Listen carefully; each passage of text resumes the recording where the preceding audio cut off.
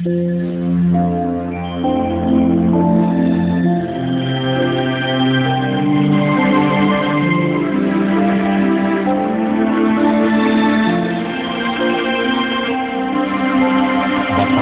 ang bumabasa at ang nangakikinig ng mga salita ng hula at tumutupad ng mga bagay na nasusulat doon, sapagkat ang panahoy malapit na.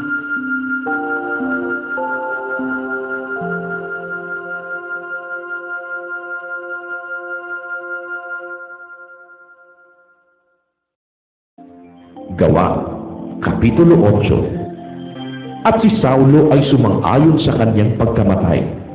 At ng araw na yaoy nangyari ang isang malaking pag-uusig laban sa iglesia na nasa Jerusalem. At silang lahat ay nagsipangalak sa lahat ng mga dako ng Judea at Samaria, maliban na sa mga apostol. At inilibing si Esteban ng mga taong masipag sa kabanalan, at siya'y tinangisan ng di kawasan. Datapwat pinuksan ni Saulo ang iglesia na pinapasok ang bahay-bahay at kinakalagkad ang mga lalaki at mga babae, at sila'y ipinapasok sa bilangguan. Ang mga nagsipangalat nga ay nagsipaglakbay na ipinangangaral ang salita.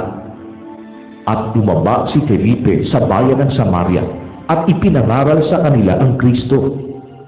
At ang mga karamihay na nagkakaisang nangakikinig sa mga bagay na sinasalita ni Felipe, pagkarinig nila at pagkakita ng mga tanda na ginawa niya.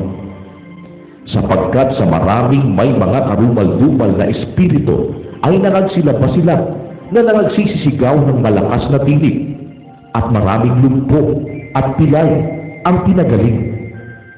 At nagkaroon ng malaking kagalakan sa bayang yaon. Datapwat may isang tao na nagngangalang Simon na nang unang panahoy nang gagaway sa bayan, at pinahahanga ang mga tao sa Samaria, at nagsasabing siya'y isang dakila na siyang pinakikinggan nilang lahat, buhat sa kaliit-liitan hanggang sa kadakil-dakilaan, na sinasabi, ang taong ito ang siyang kapangyarihan ng Diyos na tinatawag na dakila.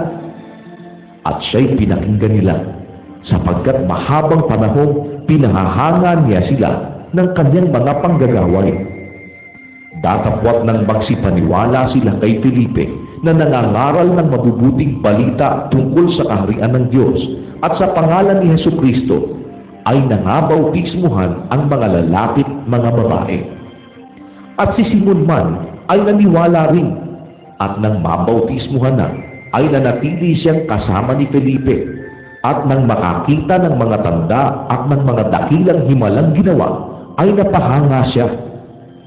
Nang mabalitaan nga ng mga apostol na nasa Jerusalem na tinanggap ng Samaria ang salita ng Diyos, ay sinugo nila sa kanila si Pedro at si Juan, na nang sila'y makalusong, ay ipinanalangin nila sila upang kanilang tanggapin ang Espiritu Santo, sapagkat ito'y hindi pa bumababa sa kaninuman sa kanila, kundi sila'y nangabautismuhan lamang sa pangalan ng Panginoong Hesus. Nang magkagayoy, ipinatong sa kanila ang kanilang mga kamay, at kanilang tinanggap ang Espiritu Santo. Nang makita nga ni Simon na sa pamamagitan ng pagpapatong ng mga kamay ng mga apostol ay ibinigay ang Espiritu Santo, ay inalok niya sila ng salapi, na sinasabi, bigyan naman ninyo ako ng kapangyarihang ito, upang sino mang patungan ko ng aking mga kamay ay tumanggap ng Espiritu Santo. Datapwat sinabi sa kanya ni Pedro, ang iyong salapi mapahamak na kasama mo, sapagkat inisip mong tamuhin ang kaloob ng Diyos sa pamamagitan ng salapi. Wala kang bahagi ni kapalaran man sa bagay na ito, sapagkat ang puso mo'y hindi matuwid sa harap ng Diyos. Magsisi ka nga sa kasamaan mong ito, at manalangin ka sa Panginoon, baka sakaling ipatawad sa iyo ang pag-iisip ng iyong puso. Sapagkat nakikita kong ikaw ay nasa abdo ng kapaitan at sa tali ng katampalasanan. At sumagot si Simon at sinabi, ipanalangin ninyo ako sa Panginoon upang huwag mangyari sa akin ang alinmang bagay sa mga sinasabi ninyo. Sila nga, nang makapagpatotoo at masabi na nila ang salita ng Panginoon, ay nangagbalik sa Jerusalem at ipinangaral ang Ebanghelyo sa maraming nayon ng mga Samaritano. Datapot nagsalita kay Felipe ang isang anghel ng Panginoon na nagsasabi, "Magtindig ka at ikaw ay pumaroon sa dakong timugan, sa daang palusong mula sa Jerusalem hanggang sa Gaza, na ito'y ilan." At siya'y nagtindig at yumaon. At narito, ang isang lalaking taga-Ethiopia, isang bating na may dakilang kapamahalaan na sakop ni Candace, reyna ng mga Etiope, na siyang namamahala ng lahat niyang kayamanan. At siya'y naparoon sa Jerusalem upang sumamba. At siya'y pabalik at nakaupo sa kanyang karo at binabasa ang propeta Isaias. At sinabi kay Felipe ng Espiritu, "Lumapit ka at makisama sa karong ito."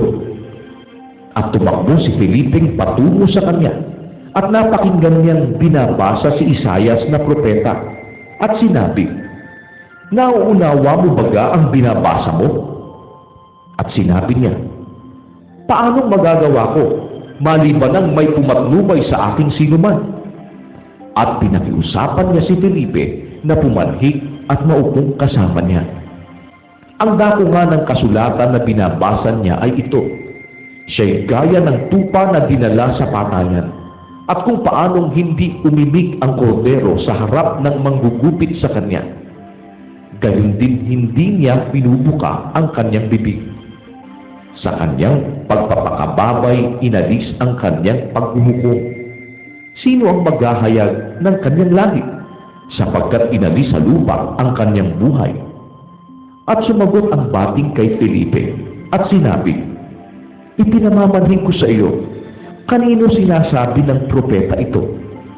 Sa kanya bagang sarili o sa alinmang iba?" At binuka ni Felipe ang kanyang bibig, at pagpapasimula sa kasulatang ito ay ipinangaral sa kanya si Jesus.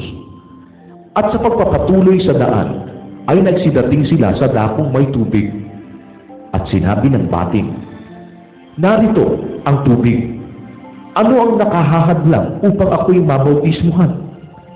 At sinabi ni Felipe, "Kung nananampalataya ka ng buong puso, ay mangyayari."